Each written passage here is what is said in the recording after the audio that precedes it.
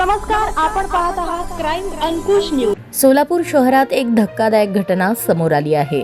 स्वागत नगरातील यशवंत सोसायटी परिसराच्या मंडपाच्या कमानीवर चढून झेंडा लावत असताना MSCBच्या विद्युत तारेला स्पर्श झाल्याने 24 वर्षीय तरुणाचा विजेचा शॉक लागून जागीच मृत्यू झाला।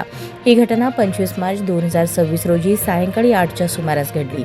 मयत तरुणाचे नाव केतन रमेश पाटोळे, वय 24 असे आहे।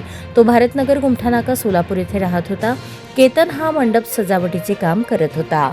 मंडपाच्या कमानीवर चढून तो झेंडा लावत असताना झेंड्याचा स्टील पाईप MSCBच्या उच्चदाब वायरला लागला, त्यामुळे त्याला जोरदार विजेचा शॉक बसला आणि तो कमानीवरून खाली पडला। तात्काळ त्याला सोलापुरातील श्री छत्रपती शिवाजी महाराज सर्वोपचार रुग्णालयात दाखल करण्यात आले, मात्र उपचारापूर्वीच डॉक्टरांनी त्याला मृत घोषित केले। घटनेची माहिती समजताच मयत केतनचे नातेवाईक व मित्र सिव्हिल हॉस्पिटल परिसरात जमले। त्यांनी हंबरडा फोडला आणि एकच गोंधळ उडाला।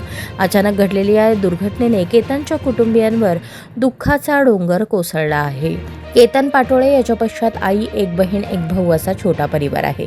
केतन हा चांगल्या स्वभावाचा, खेळकर आणि सर्वांशी मोकळेपणाने बोलणारा तरुण म्हणून ओळखला जायचा। या घटनेने स्वागत नगर परिसरात खळबळ उडाली आहे। संबंधित घटनेचा तपास पोलीस करत आहेत।